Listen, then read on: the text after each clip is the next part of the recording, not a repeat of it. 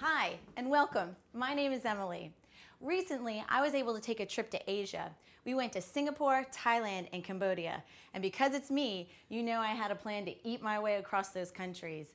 While I was in Thailand, I was able to take a cooking class, and I learned how to make some of my favorite Thai dishes. One in particular is Thai red curry. And I was really surprised to learn how quick, easy, and healthy Thai cooking can be. When I got back to the States, I was also surprised to see that most of the ingredients are in my local grocery store. Today, I'm going to teach you how to make this dish. Now, because we all know that where the country is has so much to do with the cuisine, let's start at the top. Where is Thailand? Thailand is 14 hours away from where I live in Chicago. Located in Southeast Asia, you can see that India is to the left. The place where I took the cooking class, the city of Chiang Mai, is in the north, and Bangkok is here in the south. Thailand is a beautiful country, which you can see in the flowers, the temples, and the crystal clear beaches. It also shows up in the food that they eat, which is incredibly colorful, full of bright curries and fresh fruits and vegetables. Now, Chiang Mai is known as the second city of Thailand, just like Chicago is known as the second city of the US. Chiang Mai is located in the northern part of Thailand, which is more rural and in the jungle. Because of this, their cuisine is full of fresh fruits and vegetables, coconut milk, and chilies.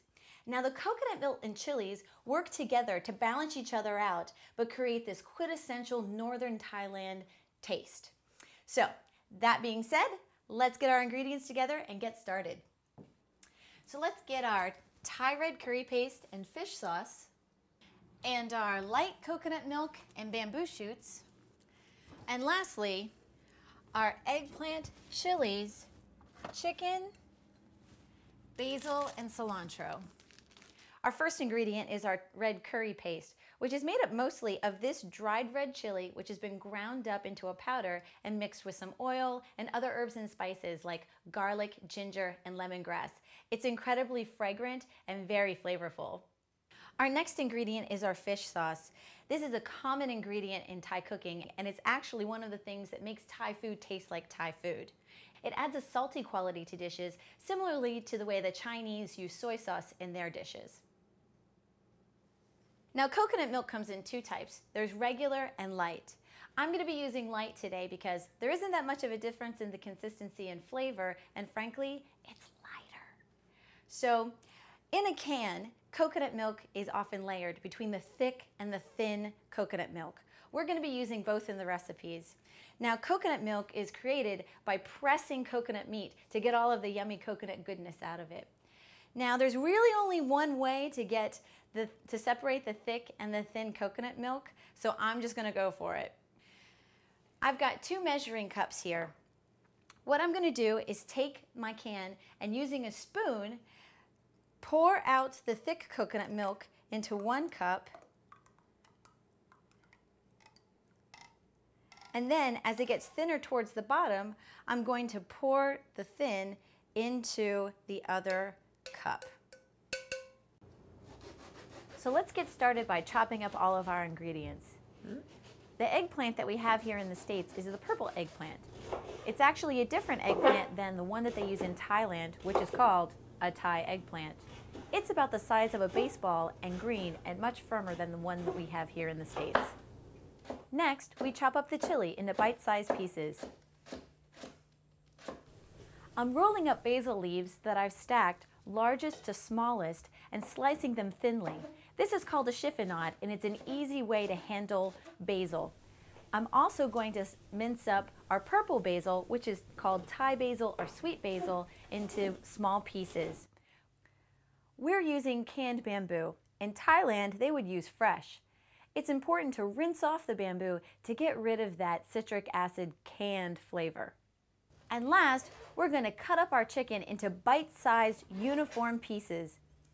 It's important to cut them up into the same size pieces so that they cook evenly and thoroughly within the same cooking time. Okay, let's get started cooking. I'm using a wok pan today, but you can use any kind of flat bottom saute pan with at least a 3-inch side. So the first thing that we're going to add to our pan is 3 tablespoons of vegetable oil. We're then going to add our curry paste. We want to blend up our curry paste and our oil together so that we toast the spices. Now, how do you know that this is ready? It won't take long. And you can see that it's already starting to thin out into a new style of paste.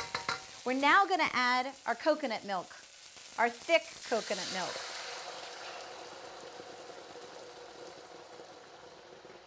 And we want to blend up our curry paste into our thick coconut milk. So we're going to let that thicken up a little bit. And then we're going to add our thin coconut milk and bring it to a boil. Once it starts to boil, we'll add our bamboo shoots.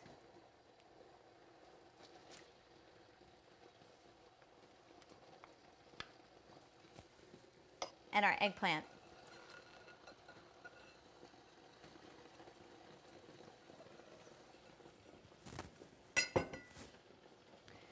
We want to make sure to completely cover the eggplant with the sauce. And we're going to let this cook until the eggplant is slightly soft. This will take about 4 minutes.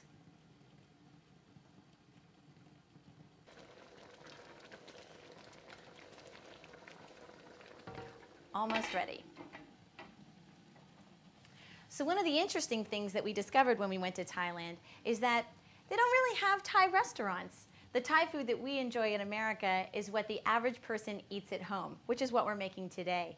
In fact, when the Thai want to go out to eat, they just go to the streets, because when the sun goes down, these pop-up markets happen in Bangkok, Chiang Mai, and all the major towns. If there are people, there will be stalls of food with people conjoining in the community at night to have fried noodles, satay, all sorts of different food they can get right on the street.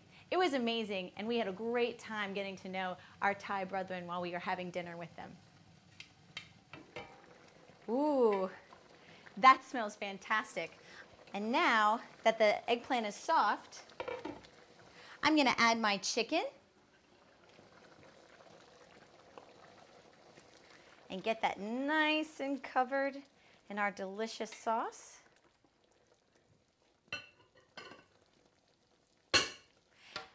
And I'm going to add our fish sauce.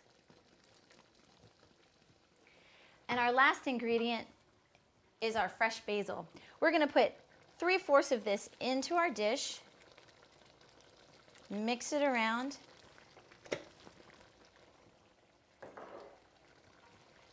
and turn off the heat. There's plenty of heat in this dish to soften up our herbs and to get the flavor throughout. Oh, I wish you guys could smell this. It's absolutely amazing.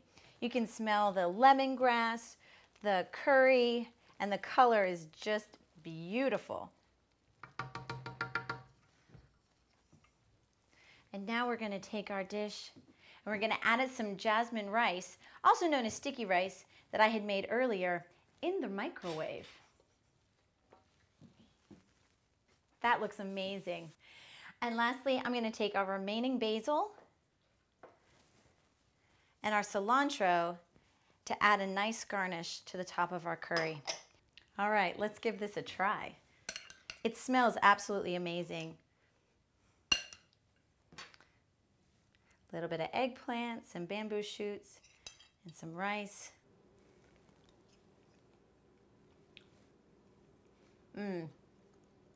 You can really taste the spice, and it's got a nice little kick of heat in the back of your throat. But most importantly, it tastes like Thailand. And what I really love about being able to cook like this in my home is that it takes me back to that great trip and makes me yearn for the next one. So when you make this dish, I hope that it makes you want to go to Thailand and explore your world. It tastes good.